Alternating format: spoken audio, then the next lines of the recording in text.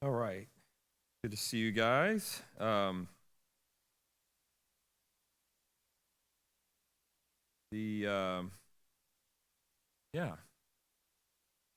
hope you're well. We start here in just a couple minutes formally. Hope you're doing well. Yeah, we're a week and a half away from Christmas. Huh? Almost there. Yeah.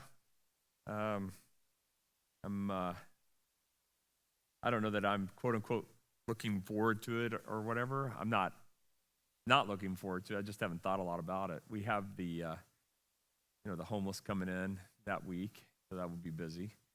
And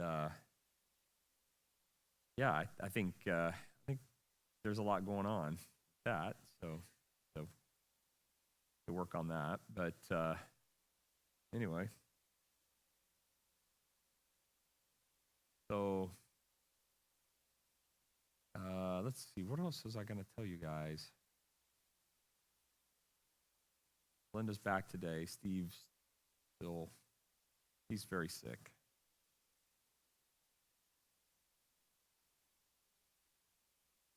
Yeah, praying for them. All right, well, we're on. I am going to take just a minute just to refresh from last week. So last week, Micah ends chapter 1 by announcing the destruction of Samaria, Lachish, a few other cities. I mentioned they're all in the Shephelah area between Jerusalem and the Mediterranean Sea. Those rolling grassy shepherding hills in that area, not far from Timnah, which is named in there, or the Gath, Gath. Moresheth is where Micah is from. And so in that area, there's destruction is coming. And we talked a little bit about, is this a destruction from Assyria in 700 or destruction from Babylon in 600 kind of thing. And I think the destruction, we talked about this, but I think the destruction in this case was the Assyrian assault under Sennacherib, probably. And it led to the destruction of Lachish. It led to the destruction of Moresheth, Gath, all of those things. And Micah predicts that these destructions, these troubles are coming. And it's coming because of, and primarily because of idolatry. But we're going to find in chapter 2, there's a few other complaints that God has about the people living in Judah, especially those near Micah. Micah, again, remember, he's a rural guy. He's living in Crawley or Cleburne, not in Dallas. Or he's go out further than that. He's from Italy. Not Italy, by the way. It's not Italy, Texas. It's Italy. Pronounce it right. Or Mahia. There's a city name that will get you really confused. Looks like Mexia, but it's Mahia. And what am I to say? I live in Waxahachie. But anyway, so the idea is that he's more of a rural guy. He's not the pastor of First Baptist Fort Worth or whatever, or Preston Road. He's the pastor of Third Baptist Italy with 12 people or something. I don't think there is a Third Baptist Italy. I think there's one church in town. Actually, I think there's one Baptist church in town, but it does look like it's pretty good. First Baptist Italy. Yeah. They have the worship center in one place, and they have a gym, but it's somewhere else. And I think what happened is a church member gave them a piece of land, and because they're kind of landlocked in the area they were in. So they do fellowships and stuff over at the gym, which is 3 or 4 blocks away. So I don't know why I know that, other than I was doing some around Italy, that kind of thing. Yesterday was actually the first time I took a quick drive, and yesterday was the first time I've drove by. Did you know there's a lake Waxahachie? Yeah. Okay. I knew there was one. I just had never seen it. Yesterday I drove by it. Actually, I drove underneath it. Yeah, the road goes a good 15 feet below the level of the lake. There's this massive dam there, and you're just like, I hope we don't need a little kid to put his finger in this thing, because this thing breaks. It also looks like they had kind of emergency, if this thing blows out, how to, where the water will go. You could see it to the right of the road, overflow areas, so to not drown everyone down below. But anyway, it was kind of weird. You're driving by, and there's this you're driving at the level of the lake, and then suddenly you go down like this, and you're a good 15 feet below this wall going, that's the lake right there. If this thing gives way, this could go poorly. It's a little bit like that over on Camp Wisdom, right? You drive back behind the dam over there. It's below the level of the dam, I think. Yeah, there's overflow. Yeah, there's overflow in there too.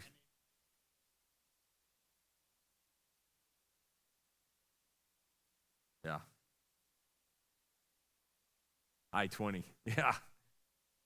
Well, anyway, so yeah, all right. Yeah, so Micah is from Lake Waxahachie, not from Prestonwood. He's the pastor of the church at the Lake of Waxahachie or something. So he's a rural guy. He's a farming guy. And Isaiah was more the Prestonwood guy. Isaiah was pastoring or ministering at in Jerusalem, influential area. So what we have is we have Micah, the rural guy. And chapter 2, he's going to turn his attention on some of the behaviors that has caused God to indict Judah and indict these communities around Micah's hometown and even Jerusalem itself. And we're going to find those indictments. This is pretty consistent with some of the other Old Testament minor prophets. So we're going to read chapter 2, and then we'll pray, and then we'll go into a little deep dive on it. So this is chapter 2. Woe to those who scheme iniquity, who work out evil on their beds. When the morning comes, they do it, for it is in their power of their hands. They covet fields, and they seize them, and houses, and take them away. They rob a man and his house, a man and his inheritance. Therefore, thus says the Lord, behold, I am planning against this family a calamity from which you cannot remove your necks, and you will not walk haughtily, for it will be an evil time. On that day they will take up against you a taunt and utter a bitter lamentation and say, we are completely destroyed. He exchanges the portion of my people, how he removed it from me. To the apostate he apportions our fields. Therefore you will have no one stretching a measuring line for you by lot in the assembly of the Lord. Do not speak out. So they speak out. So you see that in quotes. This is starting in verse 6. You have this interesting dialogue between Micah and the people and or false prophets. You have to watch this thing a little bit carefully. So do not speak out. So they speak out. But if they do not speak out concerning these things, reproaches will not be turned back. Is it being said, O house of Jacob, is the Spirit of the Lord impatient? Are these his doings? Do not my words do good to the one walking uprightly? Recently my people have arisen as an enemy, stripped the robe off the garment of unsuspecting passers-by from those who return from war. The women of my people you evict, each one from her pleasant house. From her children you take my splendor forever. Arise and go, for this is no place of rest, because of the uncleanness that brings on destruction, a painful destruction. If a man walking after wind and falsehood had told lies and said, I will speak out to you concerning wine and liquor, he would be a spokesman to this people. So in other words, if you had someone selling lots of beer and wine and telling them how great everything is, they'd go, that's the guy we want to hear from, right? I will surely assemble all of you, Jacob. I will surely gather the remnant of Israel. I will put them together like sheep in the fold, like a flock in the midst of the pasture. They will be noisy with men. The breaker goes up before them. They break out, pass through the gate, and go out by it. So their king goes on before them, and the Lord at their head. All right, let's pray. God, I pray that you would help us as we grapple with the text this morning. Pray also that you would help us to see application in our own lives about how our life is to reflect your goodness and to be counter to the culture at large, that our behavior is to be consistent with a believer in Christ Jesus, to imitate his life, not out of obligation, but out of a true love for you and a true love for people. Pray these things in your name. Amen. All right. So just a reminder, we have Micah. I mentioned this to you. He's of Moresheth. Moresheth is about 20 miles southeast of Jerusalem, heading towards the Mediterranean Sea. Moresheth, Gath, and let's see, some of the other Philistine cities of that area. Remember Timnah and Lachish is in that area. So he's from that area. It's a farming area. It's a shepherding area. Some farming, some shepherding. And he's from there. And so he gets this vision, right? And so chapter 2, it says, and this is really consistent with Old Testament prophecy. Lots of Old Testament prophets had a concern with the ethical behavior of the nation of Judah or Israel. That there was a lot of corruption, a lot of dishonesty. And the dishonesty seems to be coming from individuals who are in positions of power.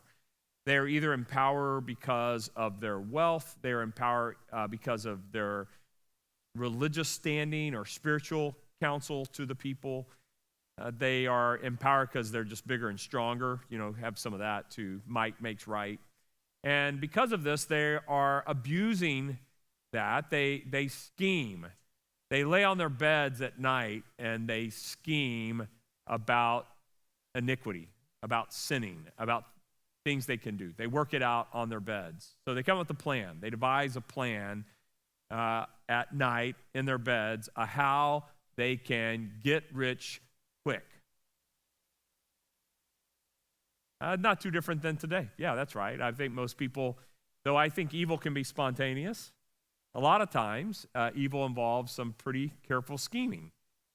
And we see it at the corporate level, right? I think we've seen situations where individuals with horrific schemes ripped lots of people off, and they're not victimless. When Enron collapsed, there were all these individuals who had Enron stock that were low-level employees at Enron. They lost everything. You had individuals with employee stock ownership plans that were planning on that being a big chunk of their retirement. All of it went away, and the reason it went away is Enron, CFO, and I think the CEO, though he claims to have not known much about it, had invented a bunch of leases on land that did not exist. They made it up. They'd schemed on how to drive their stock price way up. And they put it as assets on their books, billions of dollars worth of assets on their books that literally were completely fabricated. They did not exist. And the auditing firm that was their auditors was shut down by the federal government and fined into extinction because the auditors for years signed off on this while not realizing they were getting schemed, to which the regulators at the federal government said they should have known. This was pretty obvious. It was pretty clear they just trusted the stuff, checked off on it, and moved on. If they'd asked a few questions, any reasonable person would have seen. But I can imagine, though, this whole idea got concocted in the mind of this CFO while laying in his bed one night, thinking, I bet no one would know if I duplicated these leases and changed the name and lot numbers and acted like we'd acquired them and just slipped them in slowly each year. No one would know. And so these assets, when they would file their SEC reporting, it showed up on their assets. These are liquidable assets. They had supposedly revenue that would come from them because energy would come off these leases. And they were all made up. So we see it at that level. People with corporate power who I'm not picking on them. I don't know them personally. I was working as an actuary at the time and had been involved in lots of pension audits, and usually this stuff's right in front of you. So, and I caught a couple things on pension plans, nothing big, but just something where you go, wow, that something's wrong here, and go to find out that, I can give you an example. A guy had quit, and if your payout's under $3,500, pension plans can force you to take a payout. They don't have to leave you in the plan. Administratively, it's not worth it to them. So you get a $3,000 lump sum. They send you a thing saying, sign this, we're sending you the money. You can roll it over so you don't have to pay taxes on it. You can roll it into an IRA. Well, the bank set the lump sum payment up as a monthly payment. 12 months later, I'm auditing this stuff, and stuff just didn't add up. And so they paid out $30-something thousand more than what was supposed to be paid. And so I don't know what happened with it, actually. So the recipient, the guy who quit, now he could claim, I didn't know. I thought, yeah, you didn't know that the company was going to pay you at the age of 30 for the rest of your life more than you make a month while you're an employee. You didn't know that wasn't, like, why does he not call and say, hey, I was supposed to get one of these, not 12 of them? But anyway, so in the case of Enron, and that's me just in a couple of minutes looking at the numbers going, doesn't add up. What in the world? So you know that the audit firms are supposed to check, and this is why. But what happened in the case of Enron and some other places like it, they invented stuff that wasn't there in order to drive up stock price, employee stock ownership money. Yeah. They also likely had pretty big, they themselves were being enriched from this, obviously. So we have this kind of thing today where people can scheme of evil and do evil, corruption. We see it at the corporate level. We see it at the government level. The federal government's got some problems there. I think we all are aware of this. There's sometimes you read about stuff and go, it costs how much for those water fountains or water faucet, or something like that? And you go, those were $5 million a piece. I got a plumber that could have done them for about $4,000. What are we doing here? And you find stuff like that and that kind of corruption. That means someone has been laying in their bed at night scheming on how to get their hands on this. And the bigger the money, the easier it is to hide, right, and not be found. Yes, sir.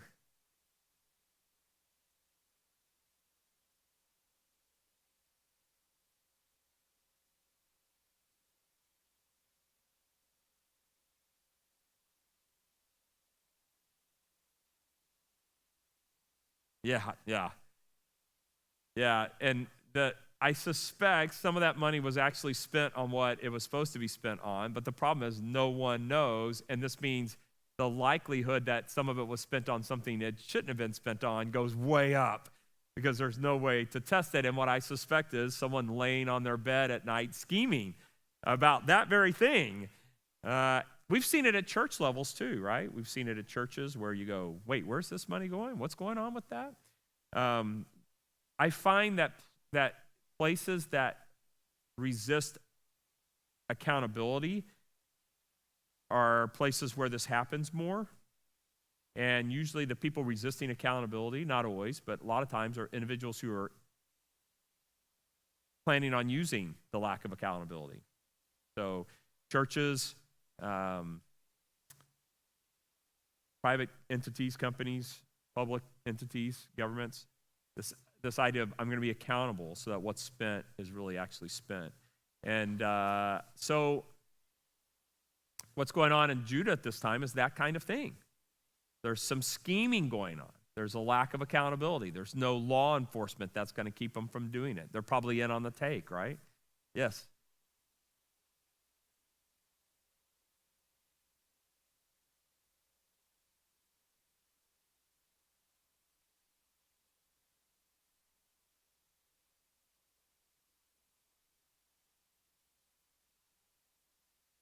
Yeah. Yeah. Yeah.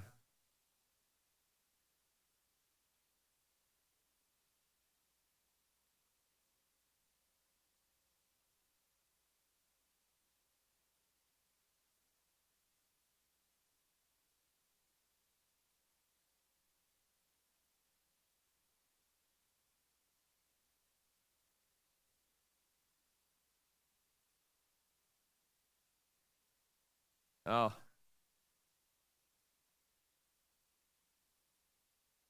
interesting. Yeah.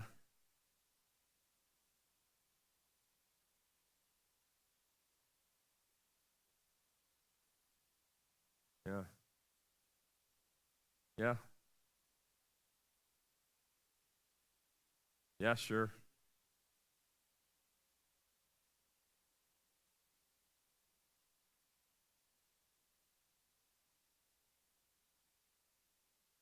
Yeah, I heard that some Yeah, yeah. I heard someone say the reason the 10th commandment is do not covet it is it may be the source of all the other 9 violations. Why a false god? Because that one's going to make me rich, right?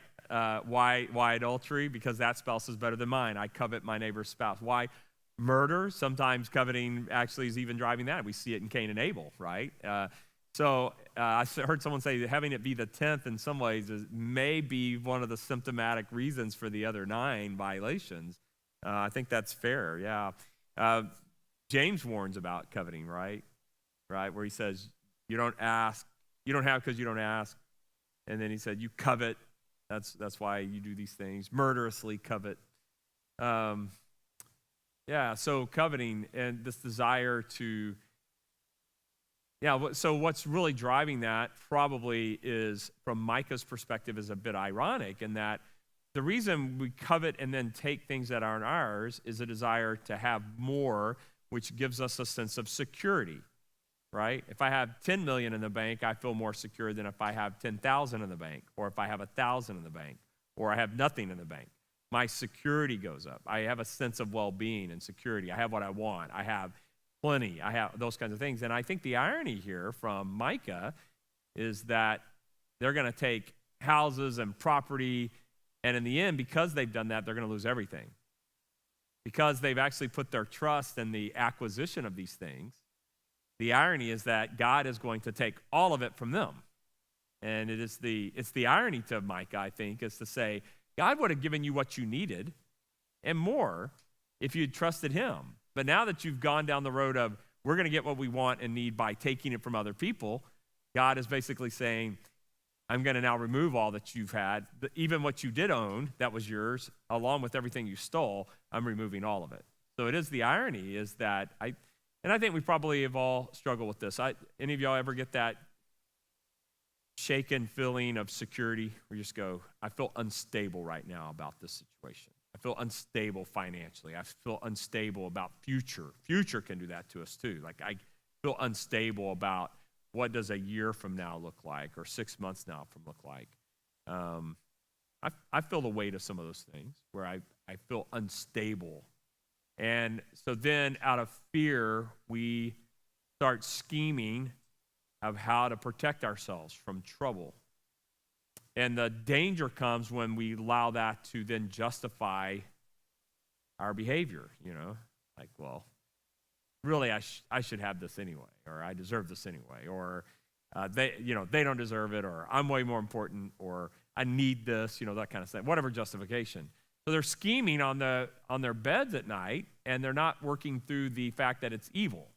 When the morning comes, all that they've been scheming, the worst thing is they actually carry it out. They do it. Yeah.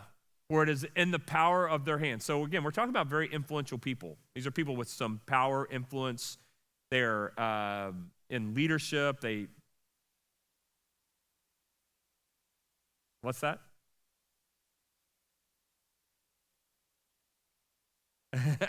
No, you're good. I didn't see if someone raised their hand. I apologize. So these individuals have power, prestige, influence, and they're using it. Now, I think to me it feels like they have control, probably a bit of the judiciary, or at least the police department or whatever, so that they don't fear getting in trouble or being caught. And so there's no justice in this as well. And so the way they take people's fields, they take them away. So this seems like there's some sort of legal finagling going on where they are forcing people off their lands, lying about who has title to it.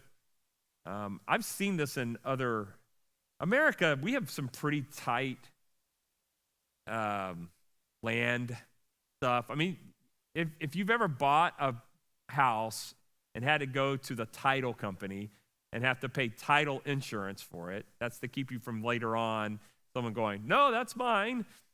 And then you go to refi, and you know what you have to do at the refi? You have to pay for title insurance again. Like, I paid for this the first time I financed. How much insurance do we need that someone else doesn't own this? I refied my house twice down in Mansfield. Original loan, second loan, and then I refied it a third time because I could get it down to like a 5-year loan. I wanted to pay it off quickly. Interest rates dropped below 3%. I was like, I was going to pay like $275 on 5-year or something like that. I was like, yeah, I'm in. So I jumped on that, but I had to pay the title insurance again. And so to me, it's frustrating. It's like 3 times I paid title insurance for the same piece of property. Maybe that I didn't do it right, but I think this is the way it works. But anyway, so in America, though, we have those kinds of protections. But the reason we have those kinds of protections, I guarantee the reason we have those protections is that before those protections came in, what do you think happened? People got their land taken from them, right? Some fancy surveyor from the county redrew the lines without telling you, and then you thought that back 20 acres was your acres, and it comes out, no, that's not yours. And you go down to the county and there's no protection. All of those laws have come about because people are moving the property lines around. And yeah, don't move the stones. That's a good verse. That's the same kind of thing where it's like, yeah, no, the property line at night, right? At the cover of darkness, you go out there and like, I'm going to move the property line over. So I will tell you, the one thing that's nice about 21st century, you do that kind of thing, you're like, I have a survey, bro, right here, and it includes the latitude, longitude points of every single thing. So, yeah. But so they're messing around with people's property lines. They're messing around with their property. They're claiming they own it, and they're taking it from it. They rob a man his house, a man and his inheritance. All of the verse 2 there, they covet fields and seize them, a house and take them away. They rob a man in his house, a man in his inheritance. There's actually Hebrew poetry there. You have an A-B type thing. They covet fields and seize them. They rob a man in his house, and houses and take them away, a man and his inheritance. So the house, the property for a Jewish individual at that time would be to leave that property to their children.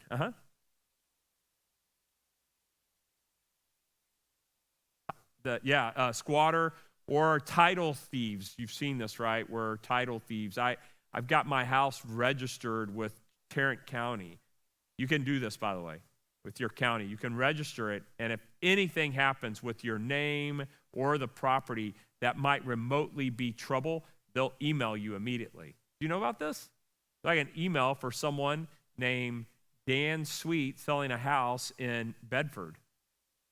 Nothing to do with me, but he said, hey, just alerting you that this could be trouble. And I looked at it and went, I got nothing to do with this. Not my deal.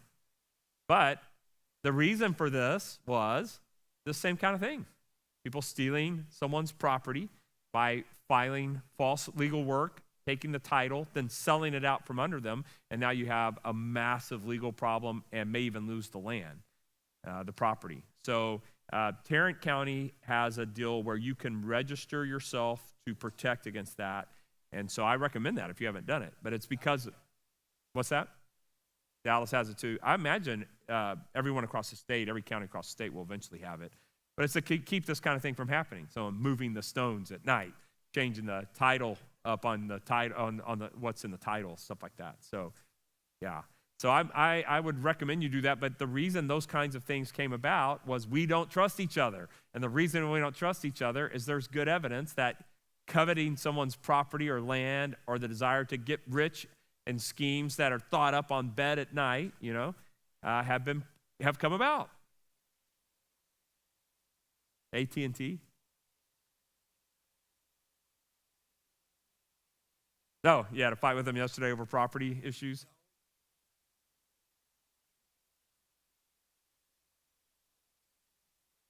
Yeah.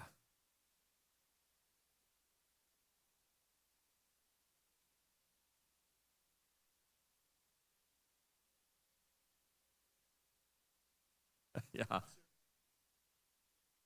Yeah, that's always the frustrating thing, isn't it? You call your cell phone company or whatever, and they're like, "Oh, we can don't leave. We can come down." It's like, well, why am I having to call you to do that? Why don't you just charge me this rate? Yeah, it does seem like this kind of thing is prevalent in a lot of places. So, and like I said, we have to be careful as a church that we function with integrity, right, on things. It's why even with things like when we do mission stuff with, we saw, Caleb a few weeks ago. I go there, I see it with my own eyes. He sends me receipts, he sends me pictures. I'm constantly in communication with them. By the way, the money we sent them, have you seen these pictures, Linda? They're completely redoing the worship center. They're going to finally close it in, all the windows and doors. They'll be able to lock it at night. They have a solar generator now, and they've been able to cage in their diesel backup generator someone stole from them. So they're going to cage it on the third floor of the boys' dormitory, on top of the third floor, and they're going to cage it in. So a person would literally have to climb on top of the third floor and break into the cage now. And all of that was with the money we gave them. That's what they're doing with it. And I don't know about you. I'm like, okay. The reason for walling in the church, too, is to keep people from stealing a projector, guitars, sound equipment, stuff like that. And then they put in a bunch of solar-powered security lights, motion detected, so that if someone does come around, the lights will come on. So they've upgraded that, and they have the backup solar-powered generator now, too. So the idea is to try to make the property, both for the kids and for the equipment and things like that, more secure. But the reason they're having to do that is this very thing, is, people trying to get something for nothing. Yeah. Yeah, it does seem like if people worked as hard at honest work as they do scheming, it might turn out about the same, seems like sometimes. So apparently in this part of Israel in 700 BC, there's this problem where corruption is going on. And we see this in other of the Old Testament issues. In fact, even the fall of Sodom and Gomorrah, I don't know if you know this, but Ezekiel tells us that one of the reasons for this fall of Sodom and Gomorrah, we hear the account of Lot, his daughter's wife, that kind of stuff, and go, ooh, wow, that is very corrupt. But Ezekiel goes on to tell us that the other reason God destroyed it wasn't just that, but was the corruption of so blatantly stealing from their neighbors. That the mistreatment of the poor in Sodom and Gomorrah was also a reason for its destruction. So even Sodom and Gomorrah, it seems like this kind of unethical treatment of people at risk is part of the problem. In most of the world, too, by the way, this is a constant issue. There's a lot of the world you go to where this kind of corruption of paying off police officers to look the other way, just things like that, I think is not uncommon. And it's heartbreaking. Heartbreaking. How is U.S. any different? That's a good question. Well, I hope the ethical stuff that's described in Ezekiel, we're not quite that bad. We still have a police officer that you can call if someone's robbing you. And for the record, the CEO and CFO, I think they both died in prison, the CEO, CFO of Enron. I know one of them died in prison. They may have both died in prison. So I would say at least this. There are times when the U.S. justice system does catch bad guys and they pay for their crimes. So it doesn't always happen. People get away with crimes here, but I think I feel more comfortable here than I would in a lot of other places. I will say that. Yeah, there's places where the corruption is so deep. We had a church member whose child was murdered in another country, and she'd gone there on vacation with her boyfriend, and he just bribed officials for weeks and weeks, and they finally let him go. He faced no penalty for the fact that he killed his girlfriend while he was in that country. And the family tried to get justice, and now they can't, because he's now back in the U.S. no way anyone's going to do extradition for them. So that was a devastating case to watch. And that kind of injustice, I think that's what's going on here too, is injustice happens. And those who are poor, those who are without resources in terms of power or influence are watching this abuse happen, and they just feel despondent over it, despair over it. And so there's a lot of people in the world. So I would say there is a little difference in that. I do think America does have still some semblance of, if someone's breaking in my house, I don't have a hesitance about calling the police. And I feel fairly comfortable that the Waxahachie Police Department would hear me out. Well, yeah, I also am good with the baseball bat, so I'm just saying, yeah. But given that it's a 55 and older facility, my goal was just to outrun them on their walker. But all right, therefore, thus says the Lord, behold, I am planning against you, this family, a calamity from which you cannot remove your necks. So you get this idea. You ever heard that idea? They got their boot on their neck or something like that. So this calamity removed from your necks. You will not walk haughtily, for it will be an evil time. So trouble's coming. So all this stuff they're scheming. The irony is that what will happen is all the power they've used to steal and abuse is now going to be subjugated to a power greater than them. And that greater power will now come and take all the stuff from them that they took. In fact, all of this land was completely subsumed into the Babylonian Empire, completely taken over by the Assyrians and then the Babylonians. They basically lost almost all of this. And, land is real important too. Remember I told you this is a rural setting, farmland, ranch land, inheritance for family, that kind of stuff. Land was very important. And the loss of land, that's where their life was. The life was in the land. That's how they made their living. And so, like I said, I was driving out. It was a pretty day, so I went for a drive. Kim's really sick. Kim's got pneumonia, so I was trying to stay away from her. But anyway, it's that compassionate husband. No. I took care of her all day, but I just said, I'm going to get out for a few minutes. And so I just went for a drive down by a lake I didn't know existed. But anyway, so I was driving around. It's a pretty day and just wanted to drive out by some of this farmland. So, you just see these individuals. Their life is on the land. You can see it, right? I mean, they'll have a couple of houses. It looks like, people are, family are there and they're farming the land or doing other stuff with it. And for them, they live off the land. Well, for this time of in the life of Israel and for this area, you lived off the land. The loss of land was devastating. And so the irony to it is by doing so, God is going to allow all that they had been doing to these less resourced people in their community, going to allow it to happen to them. Yes, when? I'm sorry? Yes, I'm planning against this family a calamity. Yeah, he's talking about the family of Judah, the tribes of Moresheth and that area. I think that's what this family, the families that from that area, maybe he's talking about not just Judah as a whole, but maybe the families that have taken land. I don't know. That's a good question. Against this family.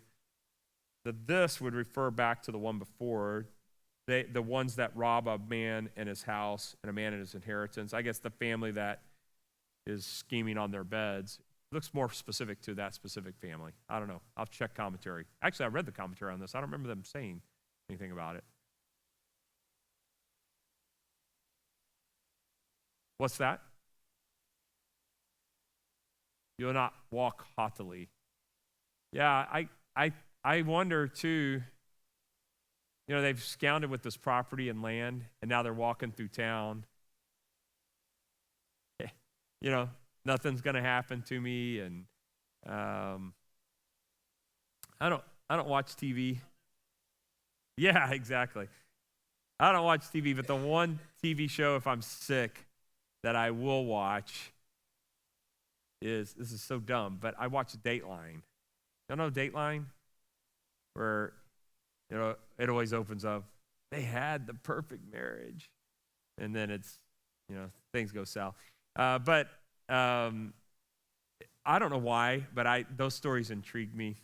There was one about a case in Dallas-Fort Worth, that craziest thing ever. where she schemes with that old high school boyfriend that she's being abused by her man, and he defends her by killing the guy, and it turns out she was making the whole thing up, and she wasn't being abused at all. And but that made me think of that case, though, because she hosted all these people in her home the day after, bringing stuff over, and then she had this big funeral that they said was crazy over the top, and she was kind of driving the whole funeral, and everybody's like, now looking back on it, she's the one that had him killed, like. And so it's just crazy, you know. She's doing all this stuff, and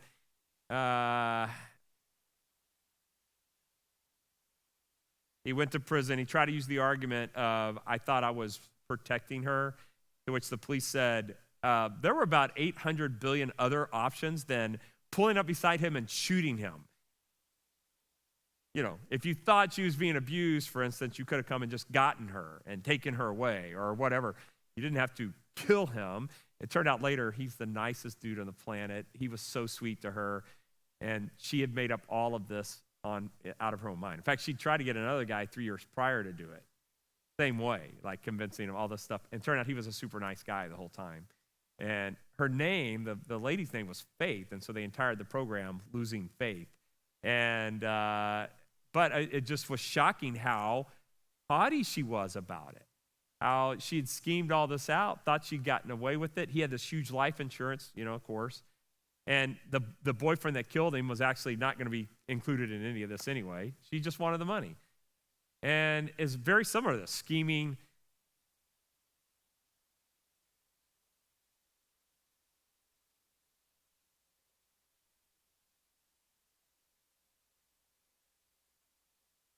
Sure. Yeah. Well, in terms of number of people doing the evil, we're definitely way up. In terms of the amount of evil being done, we're definitely way up just by pure volume. But yeah, yes, Linda.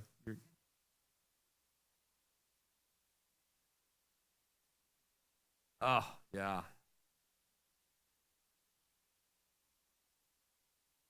Yeah. Naboth's vineyard. She has this poor guy killed just to take his land. It did not work out too well for her. I think we could all look at the situation. Even Judas himself, for a bag of coins, betrayed the Son of God, and coveting, probably thinking about, man, I need to get my future set because I don't think this stuff's going to work, so I'm going to go ahead and get my money while I'm at it. You just look at it now and just go, wow, that was really short-sighted on Judas's part. But, yeah, so the haughtiness, though, that the person who's gotten away with the evil, and this is bothering Micah. This is bothering God, and God brings this revelation to Micah. And so he's calling them out, which is at some risk here, I wonder, if you're Micah. If you're going to start calling this stuff out like this is pretty specific. People in town would know. Small town, rural towns, they know. I mean, yeah. The local barbershop, they know. The local beauty parlor, they all know. So people know that these wealthy, powerful, influential people have kicked someone off their land and taken it by force and that kind of thing. And Micah then comes into town and starts preaching against it. And so it's pretty courageous. And he tells them, on that day they will take up against you a taunt and utter a bitter lamentation and say, we are completely destroyed. He exchanges the portion of my people. How he removes it from me. The apostate, he apportions our fields. Therefore, you will have no one stretching a measuring line for you by lot in the assembly of the Lord. In other words, everything's going to be completely lost. No one's going to be measuring land after this is done. Everything will be completely gone. So the irony to it was that they had all these plans to get rich and take over this land, and by doing so, Micah prophesies, because you've done this, God's going to wipe all of this out. And so, all right, well, so Kim and I are reading through Isaiah right now, and she'll jokingly say after one of the chapters, she'll say, well, that was encouraging. she'll like, what about the next chapter? Maybe we should read 2 tonight. Is the next chapter any better? And I go, okay, well, that was Moab. What's the next chapter? Oh, Egypt. Maybe not. Yeah, I think trouble's coming. We did read about God's statements about Ethiopia, and that was actually more encouraging. They actually, when we were in the South Sudan, they viewed Isaiah, I think it's 18, as fulfilled in them becoming South Sudan. It's kind of funny. But there's some actually positive language about Ethiopia and South Sudan and that region. But most of the prophecies in Isaiah are, you go, okay, prophecy against, and you go, uh-oh, this isn't going to go well. This is going to be sad. So Kim will be like, well, that was encouraging. I'm like, I know, I'm sorry. She's like, read something encouraging before we go to sleep, before we pray and go to sleep. But it is a reality that God will not allow this kind of abuse. I think this about churches where abuse has occurred in the church. We're starting to see a lot of exposure there too. Individuals who were getting rich off of claims of whatever, and then to have it exposed in really horrific ways and basically lose everything. I think we're seeing that. And I hate it because it damages the gospel, but there's a part of me that just says, boy, just like for Micah, you acquire all that wealth through unethical means and ungodly means, then I'm okay with that shattering. I'm just not okay with the peripheral damage, because then you and I are dealing with the fallout of cynics and who say, well, all Christians must be like this. And to which we say, they're not all like this. They're not. But I can see why it creates skepticism or cynicism.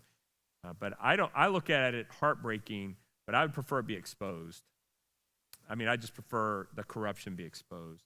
I don't think it's in the church's best interest that someone get uber rich off of really unethical, immoral behavior. I think it's better if we just expose it, let light shine on it, and deal with the fallout. So I think we all should live in this world like, I'm going to walk in integrity in everything I do, not to earn God's favor, but because I love him and because I love the people he's made in his image. I'm going to walk in integrity.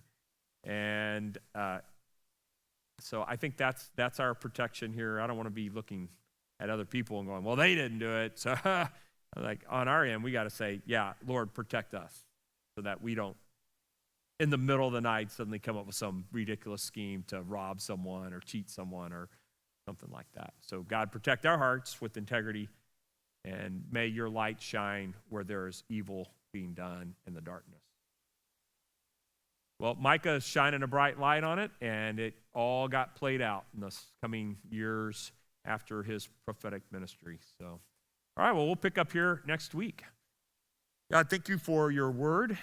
God, I pray you would protect us from the kind of covetousness, the kind of greed and corruption that Micah is talking about here. May we walk in integrity in all things. Protect our hearts from evil. Protect us from pursuing what is evil. I pray that, God, you would shine a light within the church and within the church at large and in culture at large on things that are evil and corrupt, and that righteousness would reign. So I pray, God, for your mercy and grace on us every day. Help us to walk in the goodness of our great God, to honor you, to love you, and to love others. We pray these things in the name of